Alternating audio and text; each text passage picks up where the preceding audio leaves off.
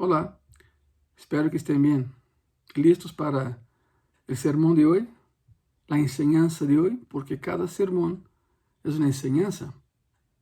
Y hoy hablaremos de un tema que para algunos es un tema muy difícil. Vamos a hablar de dinero. Específicamente, el título de ese sermón es Los 8 hábitos que conducen a la bendición financiera. Por lo tanto, se não tens todavia uma pluma em tus manos, um quaderno onde tomar seus apuntes, é o momento de fazê-lo. Claro, a Bíblia em primeiro lugar. 8 hábitos que conduzem a uma pessoa a la bendição financeira. Antes de começar, quero aclarar algo. Deus não está peleado com aqueles que são ricos. Não há nada malo em ter dinheiro. Há que aclarar isso. Não é pecado ter dinheiro. Se Deus te lo dá, adelante, gástalo, úsalo, pero de maneira sana, de maneira coerente, com tu família, por supuesto. O problema não é o dinheiro, o problema é o amor ao dinheiro.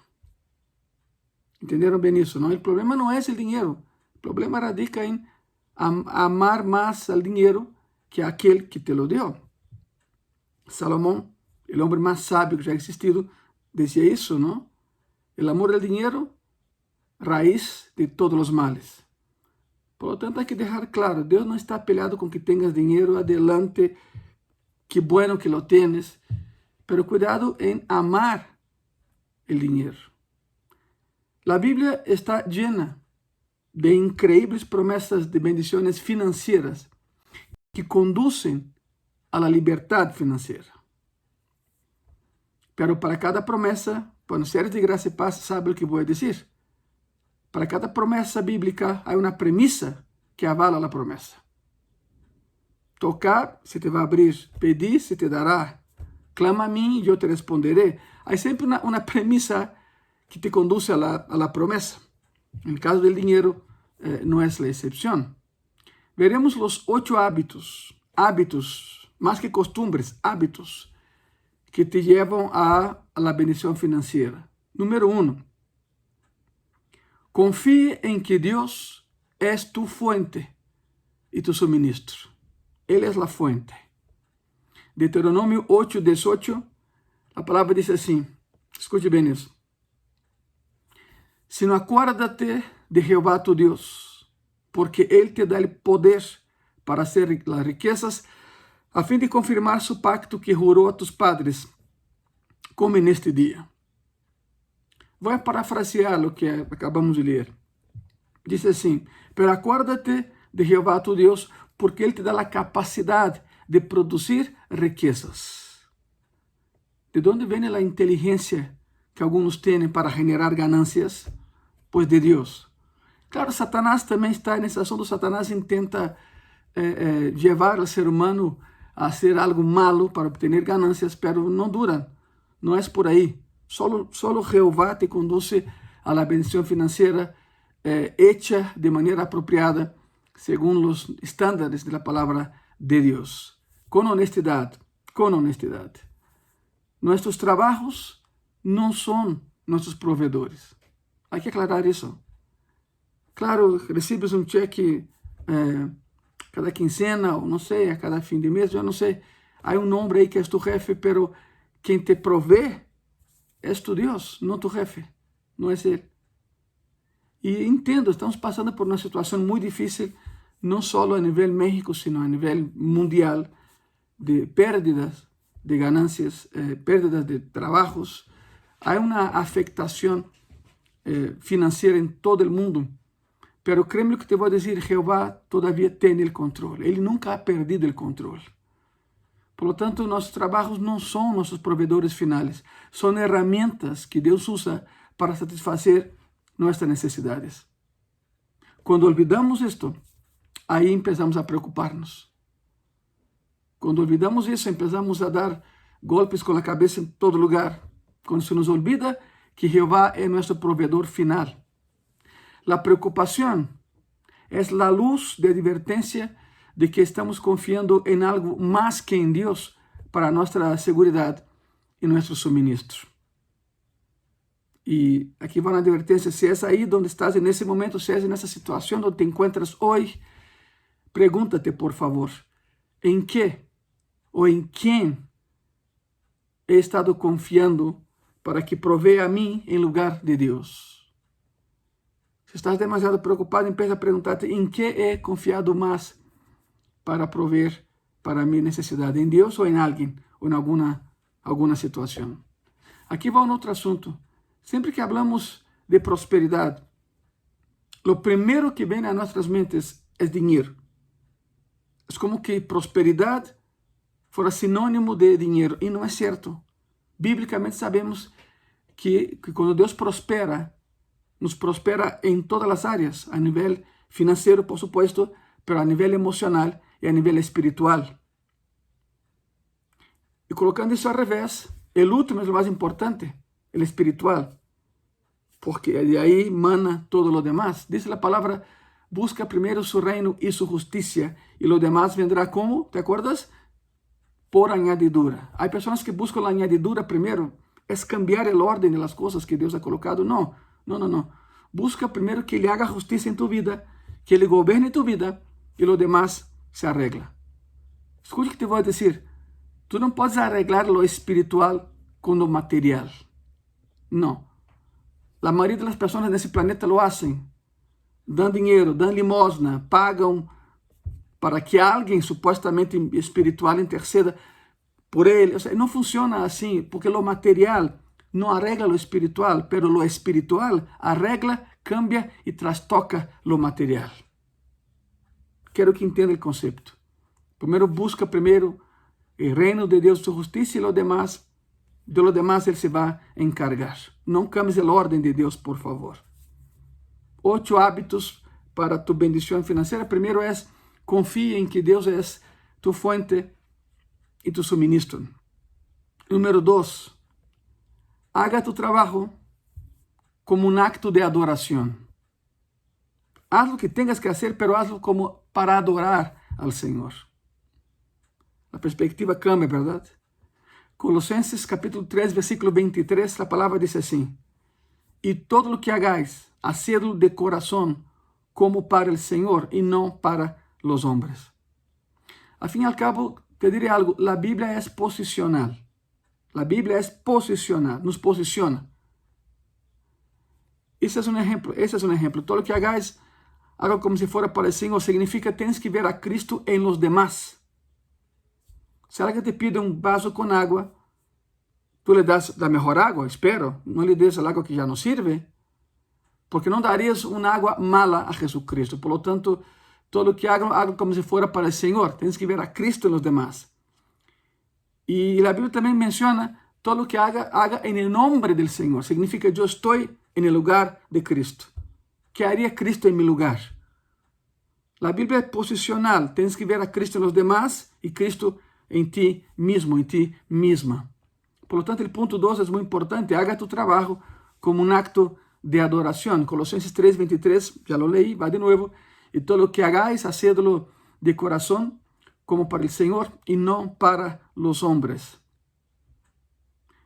No importa si estás pastoreando una iglesia o barriendo las calles, Dios quiere que veas tu trabajo como una forma de honrarlo y adorarlo. Hay cosas que, estoy de acuerdo, hay cosas que debemos de hacer aun cuando no disfrutamos hacerlas, pero tenemos que hacerlas. Dios quiere que pongamos todo nuestro corazón en lo que hacemos, no solo en las cosas que disfrutamos hacer. Hay cosas que no disfrutamos hacer. Te doy un ejemplo muy burdo si quieres. Cuando tu esposa te dice: mi amor, saca la basura. No nos gusta sacar la basura, es normal que no nos guste sacar la basura, pero debemos de hacer. Todo lo que hagáis, hágalo como si fuera para el Señor. Disfruta hacer lo correcto. Lo correcto. No siempre disfrutamos hacer lo correcto, pero es correcto hacerlo. Por tanto, disfrútalo, por favor, como un acto de adoración. Clave número 3. Mantén buenos registros de tus finanzas. Mantén un buen registro de tus finanzas. Proverbios 27, versículo 23, la palabra dice así: sé diligente en conocer el estado de tus ovejas y mira con cuidado por tus rebaños. Voy a explicar lo que es esto. Cuando la Biblia nos motiva y nos insta y nos exhorta a conocer la condición de tu rebaño, está describiendo cuán cuidadosamente debemos vigilar nuestro dinero, porque hace muchos años el dinero era rebaño.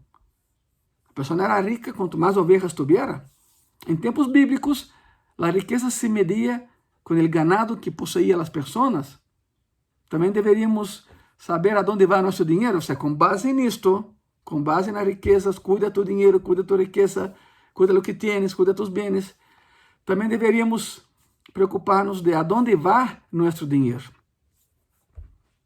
Por eso es tan necesario que tengamos la costumbre de hacer un presupuesto antes de gastar nuestro dinero. Un presupuesto.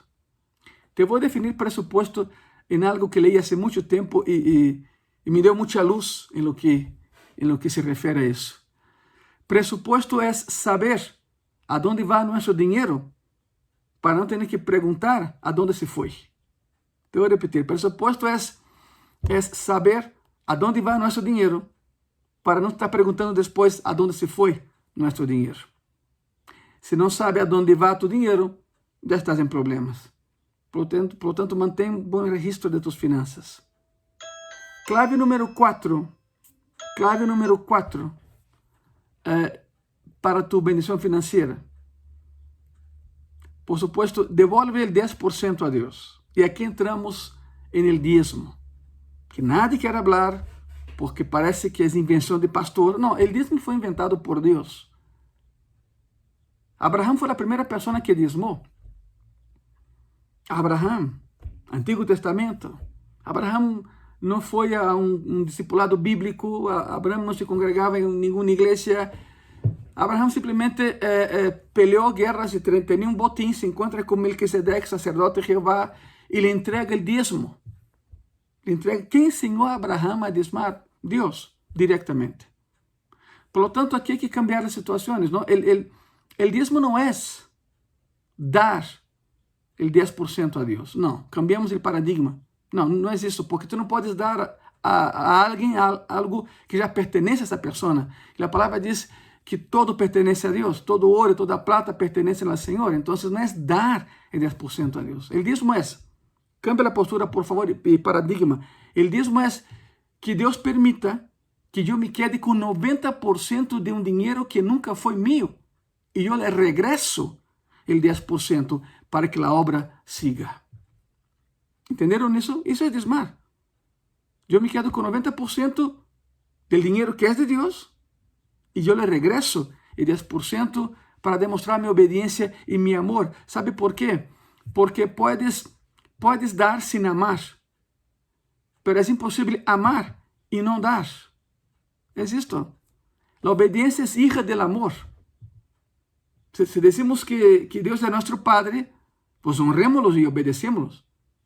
Y entreguemos a Él lo que es de Él. Por lo tanto, la cuarta clave para tu bendición financiera es esta. Devuelve el 10% a Dios. Hay personas que dicen, no, es que yo no sé lo que hacen con mi dinero. Para empezar, no es tu dinero, nunca fue tu dinero. Para empezar. Y número 2, tú cumple. Tú da tu diezmo en tu iglesia. Lo que se haga con tu dinero ya no es cosa tuya. Tú cumple. Y Dios te va a bendecir. Si las personas actúan mal con el dinero que tú le entregaste, ya no es cosa tuya. Ya no es cosa tuya. Te voy a mostrar algo que se hace mucho en Brasil. Cuando alguien quiere decir, no es mi problema, el brasileiro hace así, mira. O sea, no es conmigo, no es mi problema. Yo cumplo. Yo también cumplo. Todos los pastores de Asamblea de Dios cumplimos, diezmamos. En el distrito hay una cuenta de Asamblea de Dios. Para aquellos que están pensando que los pastores no diezmamos, sí diezmamos. Yo soy temeroso de Dios. Yo diezmo también. Por lo tanto, honra a Jehová con tus bienes y con las primicias de todos tus frutos. Es Proverbios 3:9. Honra a Jehová con eso. Dios no necesita nuestro dinero. Podría habernos pedido que le entregáramos el 90%. ¿Te imaginas eso si fuera al revés? Si Jehová hubiera dicho, no, quédate con 10 y dame 90. ¿Sabe lo que iba a pasar? Aún así, Dios prosperaría tu vida con los 10% que te tocaría. Pero no, Él dijo, no, quédate con 90% de mi dinero. Ahora quiero ver tu corazón. Regrésame el 10% y la obra va a seguir. Él no quiere nuestro dinero. Lo que Él quiere son nuestros corazones. Clave número 5 de tu bendición financiera. Ahorre e invierta en tu futuro. Haz un ahorro en tu futuro. Invierte en tu futuro. Provérbios 21:20, la palabra dice así. Tesoro precioso y aceite hay en la casa del sabio, mas el hombre insensato todo lo disipa. Significa eso. Las casas de los sabios están llenas de los mejores alimentos y aceite de oliva, pero los necios desperdician todo lo que tienen. La prueba del coeficiente intelectual que Dios nos dio son nuestros ahorros. Te voy a repetir. ¿Sabe cómo Dios prueba tu inteligencia? Cuando ve tu ahorro, lo que estás ahorrando. No es tanto la cantidad, es la acción de ahorrar. El pasaje nos dice que somos, perdón por la palabra, el pasaje bíblico nos dice que somos tontos si no ahorramos. Ni siquiera se trata de cuánto ahorras, es la constancia de lo que estás haciendo. Por supuesto, lamentablemente, la mayoría de las personas que conocemos no ahorran ni invierten porque gastan todo lo que ganan. Eso no es ser sabio, eso es ser necio.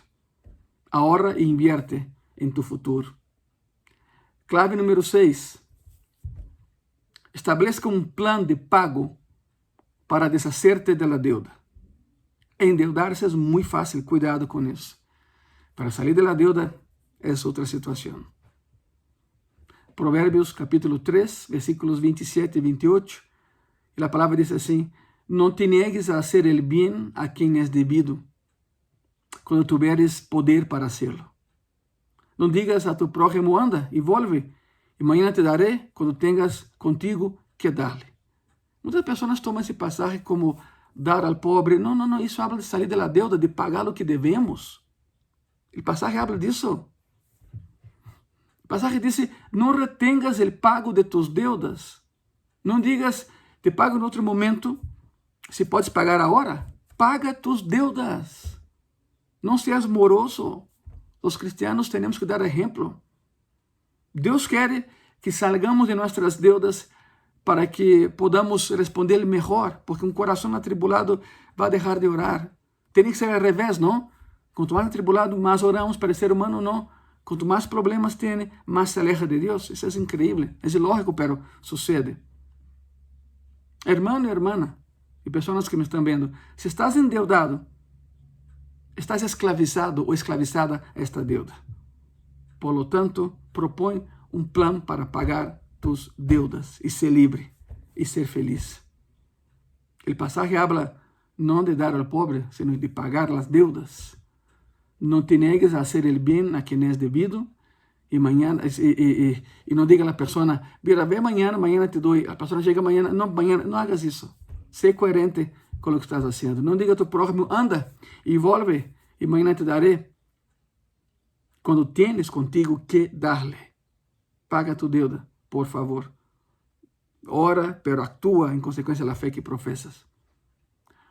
Número 7, clave número 7. Presupuesta tus gastos. Anteriormente habíamos tocado en el asunto de presupuesto, pero ahorita es un detalle que tenemos que entrar más profundamente, perdón. Presupuesta tus gastos. Provérbios 21:5. Los pensamientos del diligente ciertamente tienden a la abundancia, mas todo el que se apresura alocadamente, de cierto va a la pobreza. Increíble, ¿no? Un presupuesto, ya saben, el presupuesto es simplemente un plan donde dice a tu dinero a dónde ir, para que no tengas de preguntar a dónde se fue. Eso es presupuesto. No permitas que el dinero te controle a ti. Tú controla el dinero. Cuando no tienes un plan, es más probable que gastes impulsivamente y eso genera deudas en tu vida. Ten un plan, ten un presupuesto mensual para que tú indiques al dinero a dónde va antes que tengas que preguntar a dónde se fue. Isso é presupuesto. E clave número 8, e última clave para tu bendição espiritual a través da bendição financeira. Disfruta lo que tienes. Disfruta lo que Deus te ha dado. Eclesiastés 6:9 diz assim: mais vale vista de ojos que desejo que passa. Eu vou repetir. Mais vale vista de ojos que desejo que passa. E também isso é vanidade e aflição de espírito. Vou parafrasear para que quede todavía mais claro. É melhor disfrutar o que temos que querer sempre outra coisa, porque isso é como perseguir al viento. Há dicho em Brasil que diz assim: mire, não tenho todo o que amo, pero amo todo o que tenho. É dicho brasileiro. Não há nada malo em querer mais. Há que aclarar isso. Não é pecado querer mais. Não há nada malo em querer mais. Pero sabe que mientras não temos o que queremos, deixemos de reclamar de lo que sí temos e empecemos a disfrutá-lo. Não é complicada a situação. Simplesmente não é pecado querer mais, pero mientras não tengamos o que queremos, deixemos de reclamar lo que não temos e empecemos a disfrutar lo que sí temos. Não é comodidade, é realidade. Não é conformismo, é simplesmente cambiar o ponto de vista. Não é pecado querer mais. Pecado é não querer mais de Deus que nos dá todo o que necessitamos, verdade? Por isso, se vale anhelar, se vale desejar, se vale querer, pero disfruta o que tienes nesse momento, porque há pessoas que vivem tanto no anelo futuro, que vivem tanto em futuro que todavía não chega, que não disfrutam o que têm no presente. Disfrutem o que têm hoje. Anhelem mais, pero disfrutem e disfrutemos o que temos hoje, porque Jeová nos has dado, nos lo has dado. Al vivir constantemente esses 8 hábitos que conduzem à bendição financeira, temos que saber algo muito tajante. Deus é fiel a suas promessas. Se Ele te prometeu, é porque Ele te vai cumprir. E rapidamente, aqui estão os 8 hábitos que conduzem à bendição financeira. Número 1, confia em que Deus é tu fuente e tu suministro.